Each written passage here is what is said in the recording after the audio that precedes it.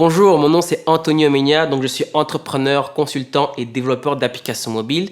J'ai créé une application mobile qui s'appelle Moko, qui met en avant la musique afro-caribéenne et urbaine, mais je suis aussi le président de Omenia Consulting. On aide les entrepreneurs à créer des applications mobiles à succès.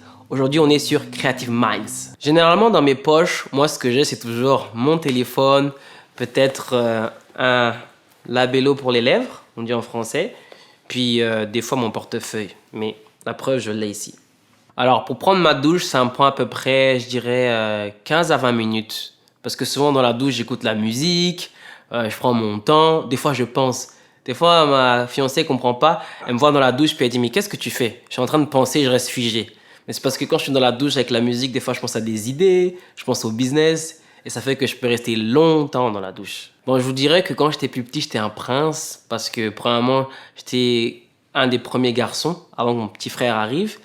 Mais quand j'étais petit, on n'avait pas de soucis comme aujourd'hui on peut avoir. Quand on était petit, c'était juste, on va à l'école, on joue à la PlayStation, on mange, les parents sont là, font tout. Mais quand on grandit, on a beaucoup plus de responsabilités. Mais honnêtement, je préfère l'ancienne époque quand on était petit. La vie était belle, c'était le paradis. Moi, quand j'étais petit avant, je pouvais juste manger du pain et du Nutella. Ma mère, elle disait tout le temps, Anthony, du pain et du choco, c'est tout.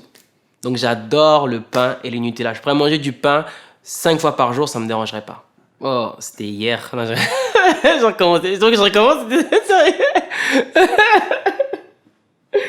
Je dois répondre à la question? Non, sérieux? Donc la dernière fois que j'ai chié, c'était hier. C'était pas aujourd'hui. Alors, premièrement, j'adore les voitures. Ma voiture de rêve, il y en a plusieurs. Ok. Actuellement, j'aimerais bien avoir la G-Wagon 63 AMG Brabus. Ça, c'est une des voitures qui me fait juste capoter, comme on dit en québécois. Sinon, j'aime aussi la Aston Martin Vintage. Ça, c'est une voiture deux portes que j'aime beaucoup. Et j'ai une particularité, c'est avec les Ferrari. J'adore les Ferrari. Je sais très bien que dans les prochaines années, je dois m'acheter une Ferrari et je veux m'acheter une Ferrari. Depuis tout jeune, j'ai toujours aimé les Ferrari. Le plus gros mensonge que j'ai dit à quelqu'un, waouh! J'ai déjà vendu des affaires. Par exemple, je me rappelle, j'avais un iPhone à l'époque que je savais qu'il marchait plus, qu'il fonctionnait pas bien. Mais j'ai dit à la personne, ok, je te le vends, prends-le, tout va fonctionner. Mais au final, je savais qu'il avait un problème. C'est des affaires que j'ai faites dans ma vie quand j'étais plus jeune. Bon, c'est ce que c'est, mais aujourd'hui, je referai plus ça. Et puis, je m'en excuse si la personne voit la vidéo. Alors, l'accomplissement dont je suis le plus fier, premièrement, c'est d'avoir été capable de devenir indépendant financièrement. Tu es libre, en fait. Aujourd'hui, si je veux voyager, je peux voyager quand je veux. Si je veux réaliser un projet, j'ai plus comme avant la difficulté aux côtés du financement et autres. Pour moi, déjà, c'est un très bon accomplissement. Aussi, je suis tellement fier d'aujourd'hui pouvoir aider ma mère. En gros, avant, c'était un peu plus complexe. C'est ma mère, mes parents qui m'aidaient. Mais aujourd'hui, si ma mère a besoin de quelque chose, je peux lui envoyer tout ce qu'elle veut. Puis je pense que ça, c'est un des plus gros accomplissements parce que c'est une bénédiction aussi. Parce que j'ai remarqué qu'à chaque fois que je reçois quelque chose et que je donne une partie à ma mère, je reçois toujours le double ou plus. Donc ça, c'est un grand accomplissement. Et enfin, je dirais aussi, sans oublier ma femme. Donc, être un homme et être capable de trouver quelqu'un dans sa vie qui te soutient et qui te fait avancer, c'est un très bon accomplissement. Parce que on pense tous que des fois, c'est juste l'homme qui est derrière tout. Non. Les femmes qui sont derrière nous, que ce soit ma mère ou ma femme, à moi, elles sont là, elles nous soutiennent et c'est ce qui fait qu'on continue de persévérer, on continue d'avancer. Donc pour moi, ça, c'est des super accomplissements. Je rends des gars jaloux. Ah. On essaie d'être soi-même. Hein. Tu vas mettre aussi beaucoup de chicanes dans les coups. Alors, où je me vois dans les 20 prochaines années? Alors, je dirais que déjà actuellement, je pense que je suis arrivé à stagnation par rapport à tout ce que je peux faire au niveau personnel branding, au niveau personnel vraiment. Mais là, je suis arrivé à une étape et c'est ce qui va se passer durant les prochaines 20 années. C'est vraiment l'expansion, créer des équipes, investir beaucoup, aider les autres. Donc, je pense que les 20 prochaines années, ça va être vraiment de bâtir, comme on dirait, des mini-empires, les mettre, comme on dirait en anglais, autopilot, donc faire que ça travaille pour toi et me concentrer sur d'autres choses. Par exemple, moi, ce que j'aime, il y a plusieurs combats que j'aimerais participer. C'est par exemple en Afrique, dans mon continent. Je trouve que côté éducation, côté technologie, il y a vraiment des gros manques et c'est des domaines que je maîtrise. Donc, j'aimerais beaucoup apporter mon aide aux jeunes qui veulent entreprendre ou aux jeunes qui ont besoin d'aide justement pour pouvoir avoir différents outils. Et moi, je pense que si justement, en aidant beaucoup plus de jeunes qui ont peut-être du talent mais qui manquent de ressources, c'est demain qu'on va pouvoir développer les prochains Mark Zuckerberg, les prochains Steve Jobs ou encore Elon Musk, mais qui vont venir directement de nos continents et de nos pays en Afrique en fait. Alors, la différence entre le Antonio Mena d'aujourd'hui et le Antonio Mena d'il y a 10 ans, d'il y a 20 ans, premièrement, avant, moi, j'étais quelqu'un, j'avais tout sur un plateau. Donc, le fait que j'ai grandi dans une famille où, justement, il n'y avait que des filles, on me servait, on me faisait tout. Puis ma mère, elle s'occupait super tout le temps bien de moi. Elle le fait toujours d'ailleurs, mais j'étais comme un prince, donc je voyais pas les réalités de la vie. La deuxième chose, c'est qu'avant, j'avais peur de pas mal de choses. C'est-à-dire que j'avais peur de l'entrepreneuriat un peu, j'avais peur de prendre des risques. Alors qu'aujourd'hui, j'ai plus peur de rien. C'est-à-dire que je suis prêt à prendre des risques, je suis prêt à me faire mal, à accepter les échecs. Donc ça, c'est une des choses. Puis je dirais que je suis devenu beaucoup plus humble et moins arrogant. Je dirais qu'avant, j'étais un peu arrogant, pas aussi humble que maintenant. Je pense qu'avec le temps, le fait de grandir et autres, j'ai appris à devenir beaucoup plus humble, à écouter les autres et à prendre conscience des réalités de la vie. Alors, mon artiste préféré et pourquoi? Bon, j'en ai beaucoup. Mais là, tout de suite, je pourrais te dire Fally Ipupa, parce que je trouve que, premièrement, c'est un Congolais comme moi, puis Fally Ipupa, c'est un artiste qui est complet. C'est une vraie superstar.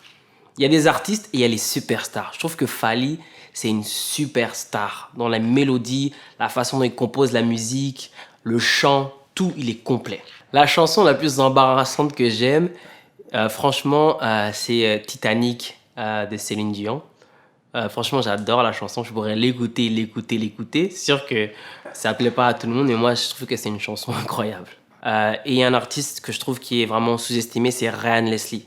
Bon, c'est un producteur de musique, mais il faisait du chant aussi avant. Puis Ryan Leslie, je trouve que c'est un artiste incroyable. Sans oublier Dr. Dre. Lui, vraiment, côté production, etc. Lui, c'est plus old school, mais c'est des artistes que je pense que même si je suis là dans 20, 30 ans, je vais toujours les apprécier parce qu'ils ont marqué une histoire. Alors, si je pouvais être un animal, je serais un lion. Pourquoi? Parce que déjà, le lion, la prestance qu'il a, c'est quelque chose qui est juste incroyable. Et je trouve qu'un lion, ça me représente bien. C'est un animal qui est rare, qui est agressif. Quand je dis agressif, qui est quand même imposant. Quand tu vois un lion, tu vois quelque chose de différent.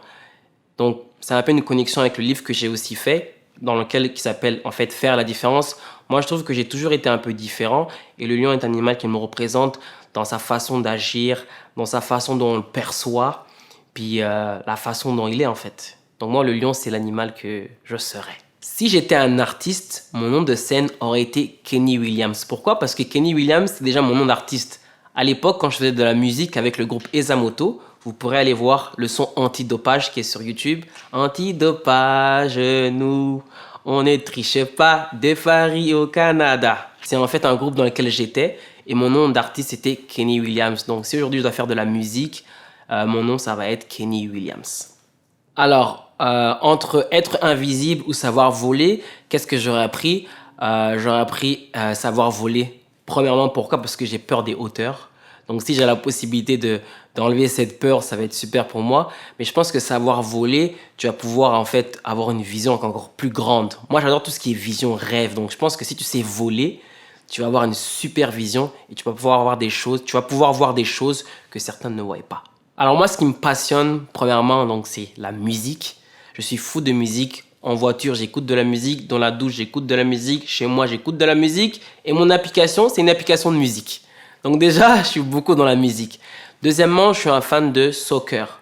On dit en France le foot, mais je suis un passionné de soccer incroyable. L'autre chose que j'aime beaucoup, c'est la technologie. Donc, je fais des applications, mais je suis fan de tout ce qui est tech, que ce soit les gadgets, que ce soit le développement d'applications, toutes ces technologies. Et je pourrais rajouter enfin que je suis fan de deux choses, c'est le luxe, donc la mode. J'adore tout ce qui est vêtements, chaussures, sneakers, etc. Et les voitures. J'ai une passion pour les voitures. Ceux qui me suivent vont penser des fois que oui, Anthony, il abuse, etc. Non, c'est juste que je suis passionné par les voitures. Je peux prendre une voiture simple, puis la customiser d'une façon incroyable. Donc, je suis vraiment fan des autos. Alors, le conseil que je donnerais à la plus jeune version d'Antonio Mena, c'est vraiment, premièrement, quand tu entreprends quelque chose ou quand, Anthony, tu veux entreprendre quelque chose, commence par trouver ta passion. Parce que lorsque tu trouves ta passion, peu importe comment ton projet va évoluer, s'il y a des obstacles, s'il y a des embûches, si ça devient difficile, le fait d'être passionné, ça va te permettre de persévérer. La deuxième chose que j'ajouterais, c'est la patience. Prendre le chemin droit, ne pas essayer d'esquiver ou d'aller trop vite, prendre son temps. On fait la course avec personne. C'est ça le but aussi de l'entrepreneuriat. Enfin, ce que je rajouterais, c'est vraiment la constance. Donc, c'est bien de commencer à faire quelque chose, mais si tu commences puis après tu arrêtes au bout de quelques semaines, tu n'auras pas de résultat. C'est la constance qui va te permettre d'avoir des résultats tout le temps. Et enfin, ce que j'ajouterais, c'est vraiment ne pas avoir peur de rêver grand. Quand tu rêves grand, c'est là que tu as beaucoup de possibilités et beaucoup d'opportunités. Et c'est ça qui te permet aussi d'accomplir des choses incroyables.